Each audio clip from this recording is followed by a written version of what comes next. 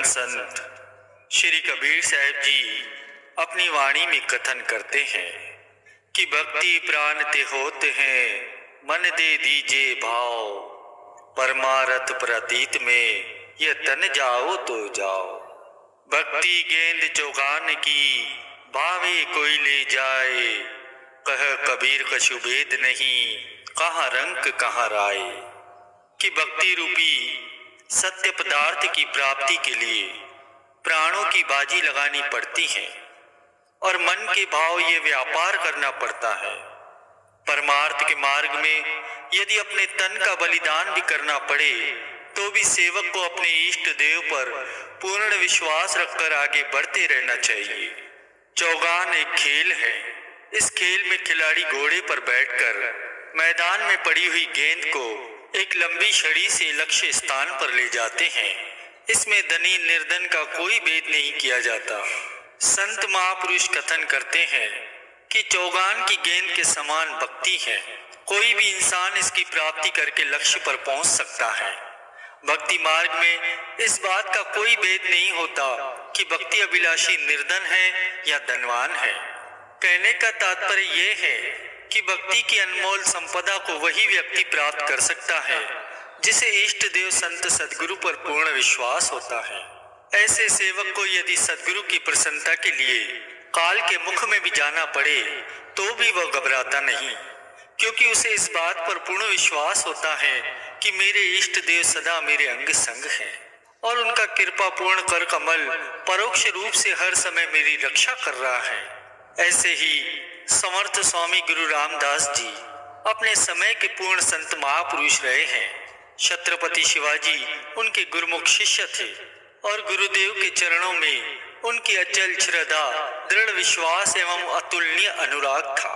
वे गुरुदेव की प्रत्येक आज्ञा को श्रद्धा पूर्वक शीश चढ़ाते थे और प्राणपन से उसे पूरा करने का प्रयत्न करते थे। आज्ञाकारी होने के कारण गुरुदेव के वे अत्यंत ही प्रिय पात्र थे और गुरुदेव की उन पर विशेष कृपा थी। प्रेमियों, वास्तव में देखा जाए तो इष्ट देव की प्रसन्नता का पात्र बनने में अन्य गुणों की अपेक्षा आज्ञा पालन का अधिक महत्व। गुरु को वीडियो लाइक करना, सब्सक्राइब करना प्लीज। बहुत मेहनत से मैं आपके लिए वीडियो लेके आता हूँ। वीडियो लाइक करना, सब्सक्राइब करना, कमेंट में लिख देना जय श्री देना प्लीज। होता है। भगवान श्री रामचंद्र जी महाराज जी अयोध्या वासियों को उपदेश करते हैं कि सोई सेवक प्रियतम मम सोई, मम अनुशासन माने जोई। कि वही मेरा सेवक है और वही मेरा प्रिय है जो मेरी आज्ञा को मानता है। तो ऐसे ही शिवाजी भी गुरुदेव को इसीलिए अत्यंत प्रिय थे क्योंकि वे गुरुदेव की प्रत्येक आज्ञा को सत्य सत्य करके माना करते थे और प्राणपन से उनका परिपालन किया करते थे। गुरुदेव की प्रसन्नता के लिए वे प्राणों का बलिदान करने को भी तत्पर रहते थे।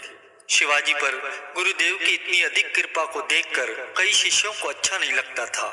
उनका विचार था कि राजा होने के कारण ही शिवाजी को गुरुदेव अधिक चाहते हैं। समर्थ स्वामी श्री गुरु रामदास जी उन शिष्यों के मनोभाव को जान गए थे। उनके मन से इस भ्रम को दूर करने के लिए ही उन्होंने एक युक्ति सोची ताकि सबको ज्ञात हो जाए कि शिवाजी वास्तव में सच्चे सेवक हैं।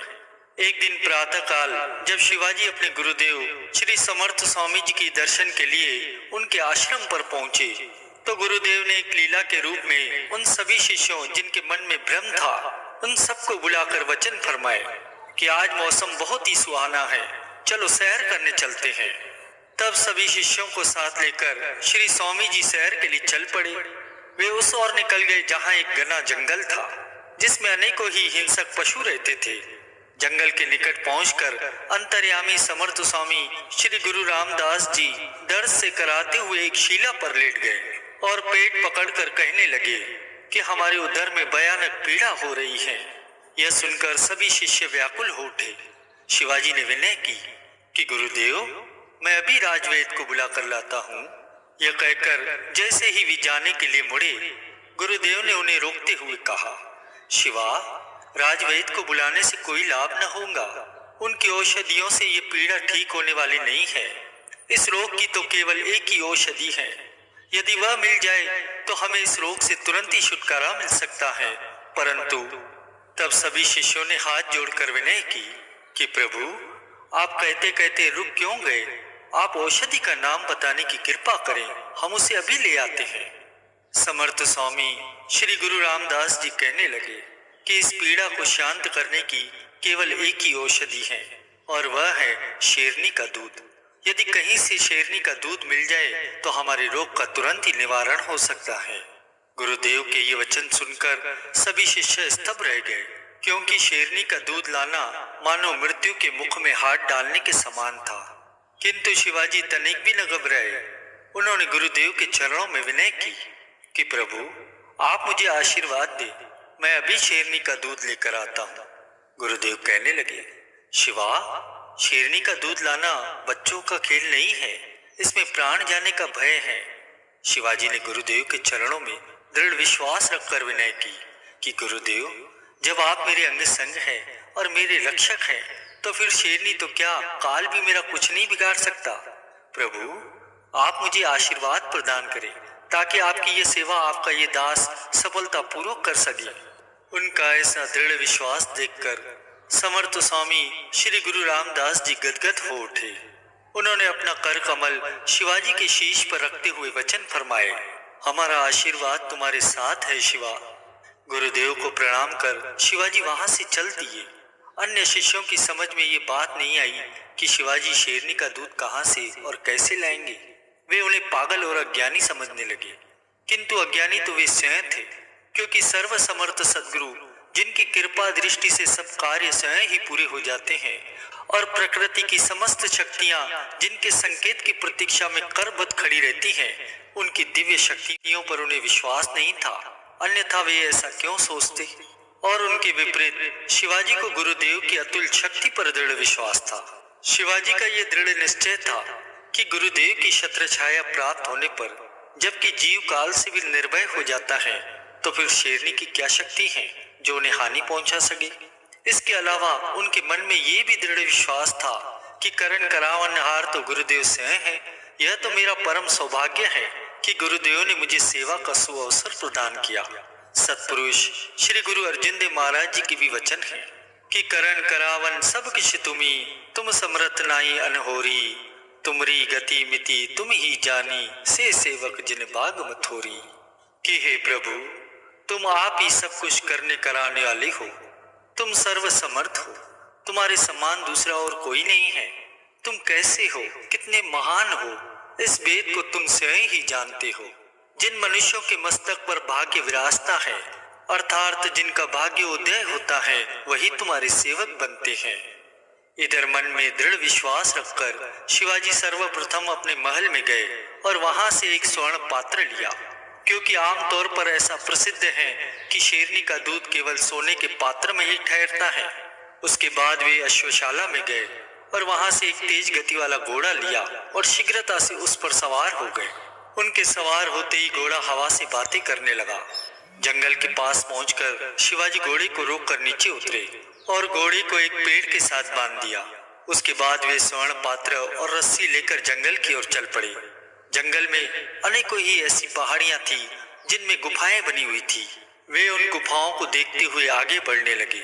आखिर में उन्हें एक गुफा में दो शेर के बच्चे दिखाई दिए। वो दोनों शेर के बच्चे आपस में खेल रहे थे। वह गुफा बाकी गुफाओं से कुछ भिन्न प्रकार की थी। उसका द्वार ऊपर की ओर था। शिवाजी ने नीचे झांक कर देखा, परंतु उन्हें शेरनी कहीं दिखाई नहीं दी। शिवाजी सोचने लगे कि शेरनी कहीं आसपास शिकार के लिए गई होंगी, वह तो थोड़ी देर में आ ही जाएंगी। परंतु ये गुफा तो बहुत ही गहरी है, इसमें कूदना तो कठिन है ही, बाहर निकलना तो लगभग असंभव है। तो क्या किया जाए? तभी उन्हें रस्सी का ध्यान आया। उन्होंने एक पेड़ के साथ रस्सी को बांधा और गुरुदेव को याद कर रस्सी के सहारे गुफा में उतर गए। इंसान को गुफा में देखकर वो दोनों शेर के बच्चे डर गए और चुपचाप एक कोने में दुबक गए। शिवाजी उन्हें पुचकारने लगे। धीरे धीरे वो उनके पास चले गए और उनकी पीठ सहलाने लगे। कुछ ही देर के बाद सिंह शावक इस प्रकार से उनके साथ खेलने लगे मानो शिवाजी से उनकी पुरानी जान पहचान हो। शिवाजी देखने में तो शेर के बच्चों के साथ खेल रहे थे, परंतु उनका ध्यान निरंतर शेरनी की ओर ही लगा हुआ था। थोड़ी देर बाद उन्हें गुफा के बाहर से शेरनी की गर्जना सुनाई दी। शेर के बच्चे खेलना भूलकर ऊपर गुफा के द्वार की ओर देखने लगे और शिवाजी सावधान होकर एक कोने में खड़े हो गए। शेरनी कुछ देर तक ऊपर खड़ी गरजती रही, फिर मांद में कूद आई।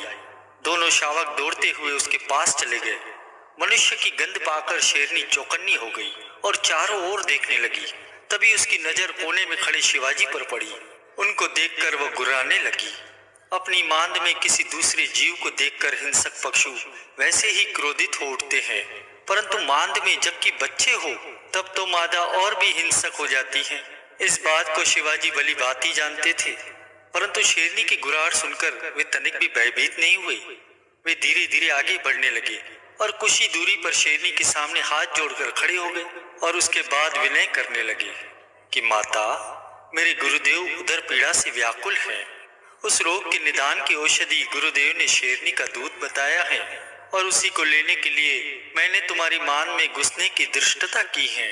मुझे थोड़ा सा अपना दूध देने की कृपा करो। शेरनी तो कुछ देर तक उसी प्रकार गुर्राती रही और शिवाजी हाथ जोड़कर उसके सामने खड़े रहे। बच्चों ने जब देखा कि माता उनकी ओर बिल्कुल ही ध्यान नहीं दे रही तो वे भागकर शिवाजी के पास पहुंच गए और उनके साथ खेलने का प्रयत्न करने लगे, परंतु शिवाजी उनकी ओर ध्यान देने की अपेक्षा उसी प्रकार हाथ जोड़े शेरनी के सामने खड़े रहे। बच्चों को शिवाजी के साथ खेलता देखकर कुछ देर के बाद शेरनी भी शांत हो गई और उसने गुर्राना भी छोड़ दिया। यह देखकर शिवाजी का साहस बढ़ गया। उन्होंने कुछ पल मन ही मन गुरुदेव का ध्यान किया और स्वर्ण पात्र उठाकर शेरनी के निकट चले गए। शेरनी चुपचाप खड़ी रही। शिवाजी उसके निकट ही बैठ गए और उसकी पीठ पर हाथ फेरने लगे। वह भी वात्सल्य प्रकट करते हुए उनका पैर चाटने लगी। उचित मौका देखकर शिवाजी ने थोड़ा सा दूध दुआ और फिर खड़े होकर उसे सहलाने लगे। कुछ देर के बाद शेरनी एक कोने में जाकर बैठ गई और बच्चों को दूध पिलाने लगी। शिवाजी रस्सी पकड़कर मान के बाहर आ गए। उनका काम पूरा हो चुका था और होता भी क्यों न। जिसके सिर पर सृष्टि के स्वामी श्री सद्गुरुदेव महाराज जी का कृपा पूर्ण हाथ हो, उसके समस्त कार्य बिना किसी विघ्न और बाधा के पूरे हो जाते हैं। सत्पुरुष श्री गुरु अर्जन देव महाराज जी के भी वचन है कि सिरुपुरी ठाठा गुरु सुरा नानक ताके कारज पूरा, कि जिस व्यक्ति के सिर पर रक्षक के रूप में शूरवीर सद्गुरु स्वयं खड़े हो, उसके सारे कार्य सफल हो जाते हैं। जल्दी जल्दी पग बढ़ाते हुए शिवाजी वहां पहुंचे जहां उनका घोड़ा बंधा हुआ था। उन्होंने घोड़ा खोला और उस पर सवार होकर कुछ ही पलों में वहां पहुंचे जहां उनके गुरुदेव शिला पर विराजमान थे। वहां पहुंचकर वे तुरंत ही घोड़े से उतरे और गुरुदेव के चरणों में प्रणाम किया। गुरुदेव ने मुस्कुराते हुए कहा, शिवा, हमारी उदर पीड़ा तो कभी की शांत हो चुकी है, परंतु ये तो बताओ, क्या तुम शेरनी का दूध लाने में सफल हुए? शिवाजी ने स्वर्ण पात्र गुरुदेव के सामने रखते हुए विनय की, प्रभु, जब आपका आशीर्वाद मेरे साथ था तो फिर सफल होने में संशय ही क्या था। गुरुदेव कहने लगे, किंतु ये कैसे संभव हुआ, हमें सारी बात बताओ। गुरुदेव की आज्ञा के अनुसार शिवाजी ने सारी बात कह सुनाई, जिसे सुनकर सभी शिष्यों के मन का भ्रम दूर हो गया और वे शिवाजी की गुरु भक्ति, श्रद्धा और विश्वास की बुरी बुरी प्रशंसा करने लगे। गुरुदेव ने शिवाजी के शीश पर अपना वरद हस्त रखते हुए कहा कि हम तुम्हारी श्रद्धा भावना से अति प्रसन्न हैं। तुम्हारा नाम परमार्थ जगत में सदैव ही अमर रहेगा। गुरुदेव का आशीर्वाद पाकर शिवाजी का हृदय आनंद और उल्लास से परिपूर्ण हो गया। सेवक को और चाहिए ही क्या, सद्गुरु की प्रसन्नता ही तो उसकी सच्ची पूंजी है और जीवन का आधार है। जिसने सद्गुरु की प्रसन्नता प्राप्त कर ली, उसका तो जीवन ही सफल हो गया। गुरु को वीडियो लाइक करना, सब्सक्राइब करना प्लीज।